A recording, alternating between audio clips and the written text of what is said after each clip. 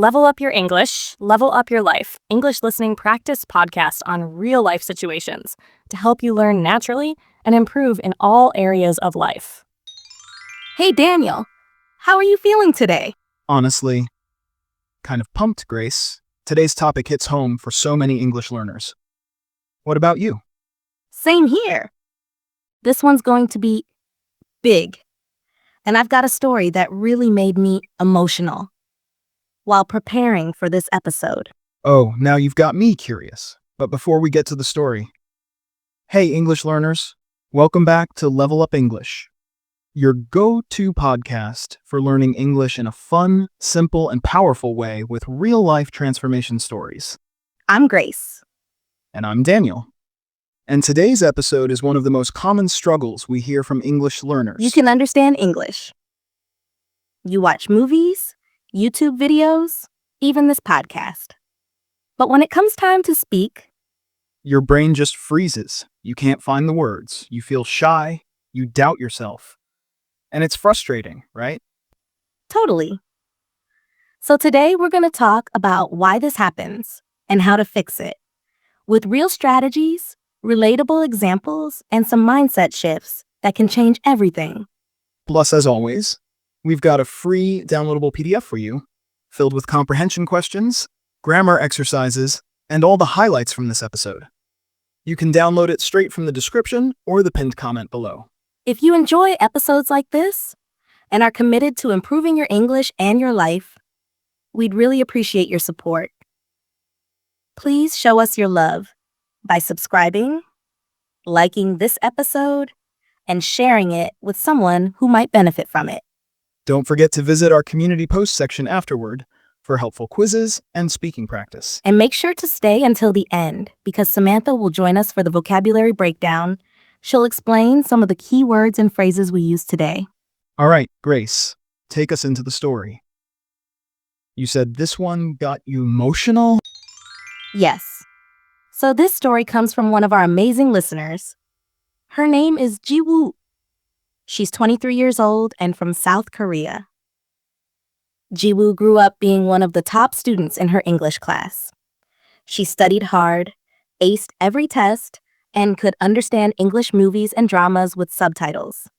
She loved American novels and even journaled in English sometimes. Everyone around her said, "Wow, your English is so good." And she believed it until she moved to Canada for university. That's when everything changed. She arrived in Vancouver full of excitement, but also nerves. Her first week was a blur of campus tours, new roommates, and unfamiliar accents. But the moment that really shook her came during her first group project presentation. Jiwoo had prepared. She had written down her part, practiced it dozens of times in her room. But when it was her turn to speak, she froze. She stood there, eyes on her classmates, mouth dry. The words she knew, just disappeared. Her mind was racing, but her lips wouldn't move. She told me later, "My heart was beating like a drum. I could hear the English in my brain, but my mouth refused to say it. It felt like everything I'd learned for years just vanished." That day, Jiwoo walked home crying. And things didn't get easier after that. She started avoiding group discussions. At cafes, she'd just point at the menu to avoid speaking. When classmates asked questions, she smiled and nodded, but barely said a word. She felt invisible. And the worst part? I started to feel stupid, she said. Like maybe I wasn't actually good at English. Like maybe I never was. That line broke my heart. But Jiwoo didn't stay stuck. One night, after a long day of silence, she made a decision. She stood in front of her mirror, looked herself in the eye, and said one sentence, out loud. It was awkward. Her voice trembled. But she said it. Then she said, another.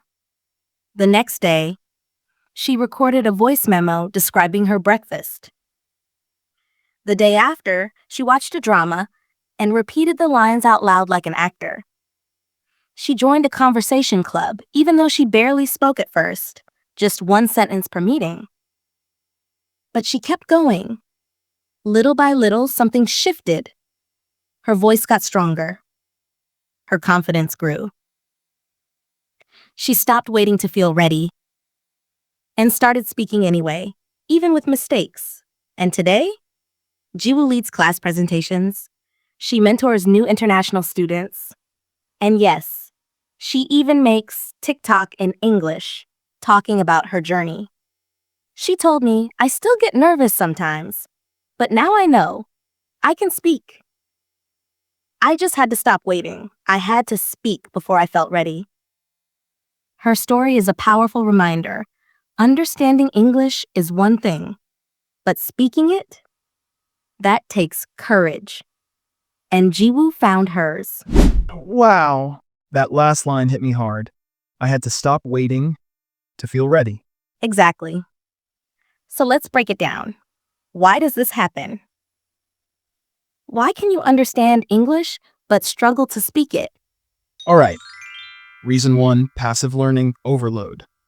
You watch and read English or comprehension. But speaking is an active skill. If you never practice producing English, your brain won't know how to turn knowledge into words. Reason 2, fear of making mistakes. So many learners think they need to speak perfectly, but perfection is the enemy of progress. The more you try to sound perfect, the more you block yourself from just being real. Reason 3, you never trained your speaking muscles. Literally, your mouth, your tongue, your breathing, all of it needs practice. It's like going to the gym. Watching fitness videos won't make you stronger. You have to lift the weights.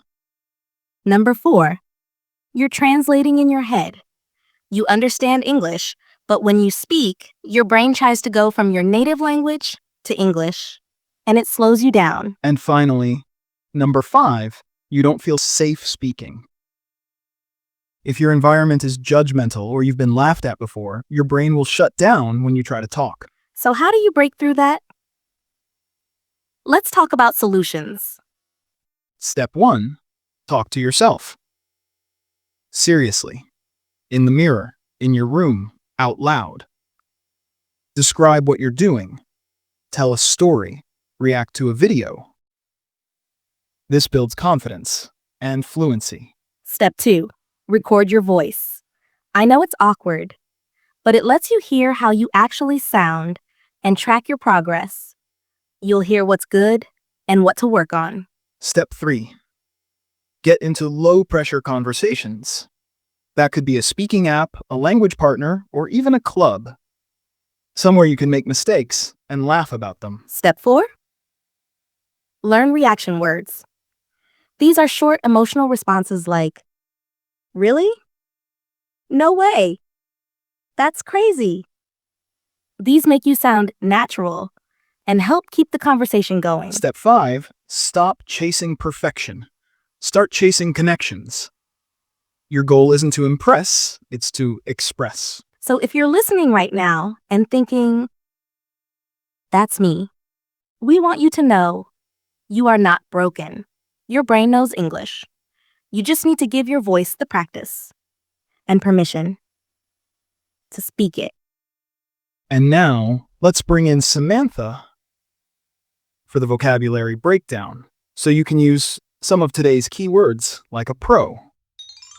Hey English learners, let's break down some of today's real-life words and expressions that make your English sound natural and confident. Freeze, to suddenly be unable to move or speak, usually because of fear or nervousness. Example, I froze when the teacher called on me. Invisible, not seen or noticed. Example, she felt invisible in the group conversation. Perfection, the state of being perfect or without any mistakes. Example, chasing perfection can stop you from trying. Translate, to change from one language into another. Example, She kept translating in her head before speaking. Low pressure, not stressful or intense. It's easier to practice speaking in low pressure situations. Reaction, something you say or do quickly in response to something else. His reaction to the joke was just no way. Awkward, uncomfortable, or embarrassing. It was awkward when nobody knew what to say.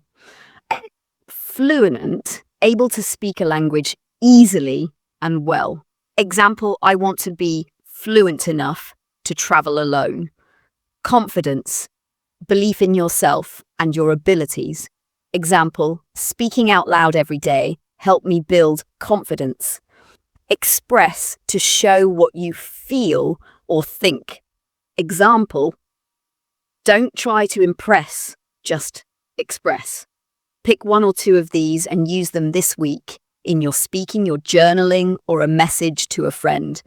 The more you use them, the more fluent you become. Don't forget to visit our community post section afterward for helpful quizzes and speaking practice. Back to you, Grace and Daniel. Thanks, Samantha. That was super helpful as always. And to everyone listening, we hope this episode made you feel seen and supported. Remember, understanding is the first step. Speaking is a skill you build. Keep showing up, keep trying, and keep speaking. One word at a time. And don't forget to grab the free PDF in the description to review what we talked about today. And hey, our lovely listener, if you want to train your brain to think naturally in English, don't miss our episode where we share 5 easy and practical steps to help you do just that. Click on the video now and keep leveling up your English.